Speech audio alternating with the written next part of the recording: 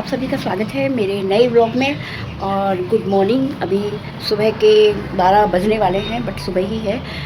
तो आज के व्लॉग में आप देखेंगे कि जो बांग्लादेश में हिंदुओं के ऊपर अत्याचार हो रहा है वो बड़ा ही दुखदाई है, आत्मा को झकझोर देता है, रूह कांप जाती है।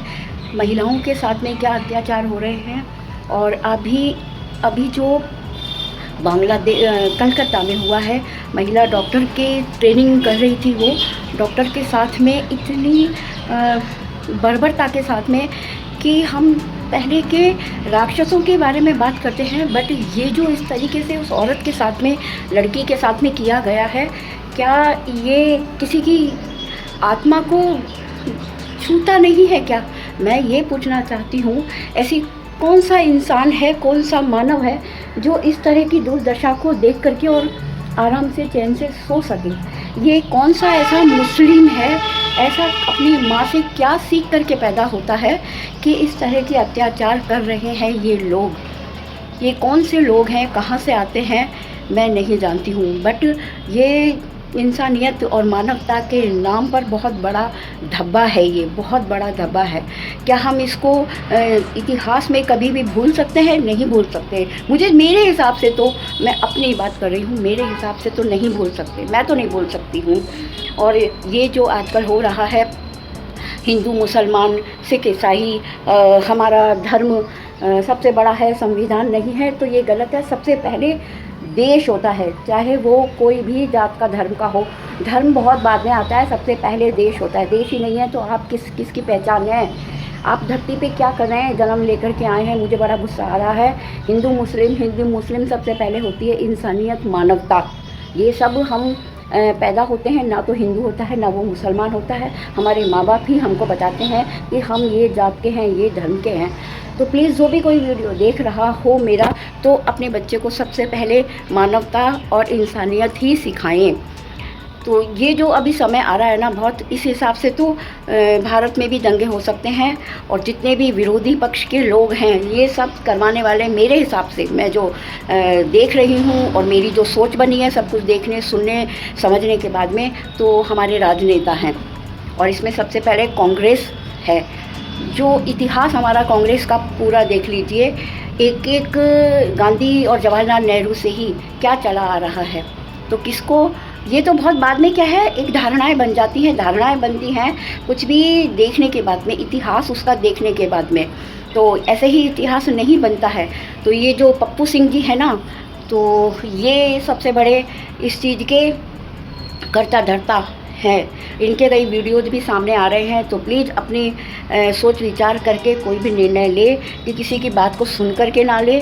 तो ये बहुत गलत हो रहा है। जहाँ मैं बोलना चाह रही हूँ, देखने वाले सब समझ रहे हैं, तो ये बहुत गलत हो रहा है, हिंदू और मुस्लिम। फिर यही है कि यहाँ पर भी दंगे छिड़ेंगे, वही चीज़ है। भारत देश इतना सुंदर देश है, इसके त्यौहार, तीज, मतलब त्यौहार, धर्म और जो भी परंपराएं हैं, हमारी कल्चर है, बहुत खूबसूरत है। लेकिन ये जो राक्षस प्रवृत्ति की जो मानव हैं, वो इस सबको नरक बना रहे हैं। जैसे बंगाल में ममता बनर्जी ने बना रखा है नरक, है ना, तो वैसे ही हमारे यहाँ उत्तर भारत और सभी पूरे भारत में ही ख़राब माहौल होता जा रहा है। तो ये सोच समझ करके अपने फैसले ले और किसी के बहकाए में ना आए। सबसे पहले मानवता होती है। आज पुराने समय में हमारे हिंदू मुस्लिम भाई, लगता नहीं था कि मुस्लिम है कि हिंदू है। हिंदू मुस्लिम की तरह सारे त्यौहार मनाते थे, एक साथ बैठते थे, खाते थे एक ही थाली में। तो ये चीज़ नहीं थी, कहाँ से आई? राजनेताओं ने फैलाई। तो प्लीज़ सोचें समझें और मानवता, इंसानियत को पहला अपना धर्म माने, उसके बाद में अपने निर्णय लें। बट ये जो हो रहा है, ये बहुत गलत हो रहा है। कट्टरपंथी और ये सब क्या है? ये हमारा धर्म और इस्लाम का धर्म क्या है? शीश काटो, ये क्या है? आप सोच के तो देखो आगे क्या होगा। आपने शीश काट दिया तो अगला कोई कितना बर्दाश्त कर सकता है? फिर वो ये कि तुमने एक मारा, हम भी मारेंगे, फिर वो मारेगा, फिर बस एक दूसरे का बदला चलता रहेगा। तो ये गलत है ना। जाके कहाँ अंत होगा इसका? अंत कहाँ होगा, ये सोचिए। तो जो हमारे जयपुर में हिंदू लोगों ने रैलियाँ निकाली थी, तो उसकी थोड़ी थोड़ी मैं झलकियाँ आपको दिखा रही हूँ। इसी पर ही वीडियो है, तो प्रेम बनाए रखें। मिलते हैं फिर नए व्लॉग में। तो पूरा देखिएगा प्लीज़ वीडियो को, आगे वीडियोज़ आ रहे हैं तो पूरा देखिएगा।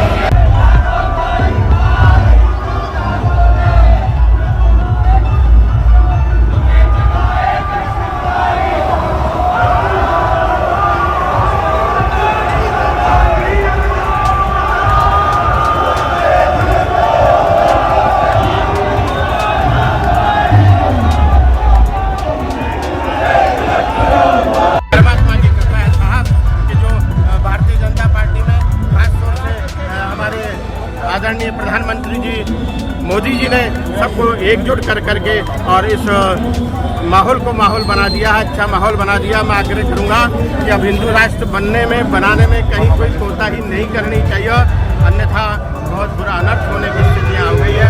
हमें सब कुछ समझना है और एकजुट होकर के काम।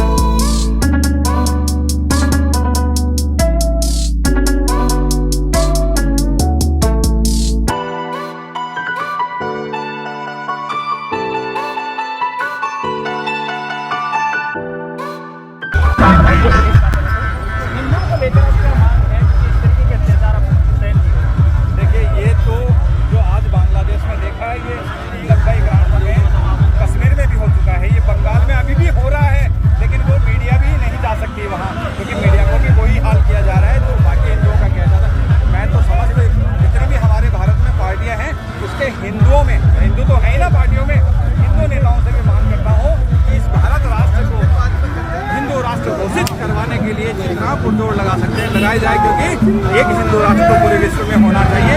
शरण अगर कोई दे सकता है तो वो हिंदू ही दे सकता है, क्योंकि हमारे यहाँ शरणागत को ही भगवान मान लिया गया है, इसलिए हम ही शरण दे सकते हैं, हिंदू ही शरण दे सकता है, बाकी कोई देश ऐसा नहीं है जो कह दे कि शरणागति।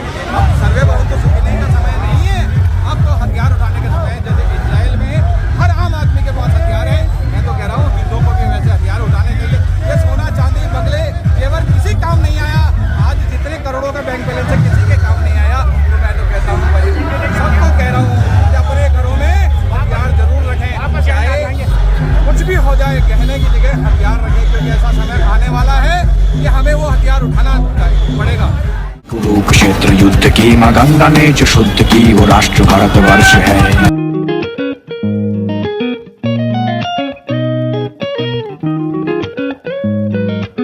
वीर लड़के प्राण दी, वो शेर धर्म हिंदू है। वचन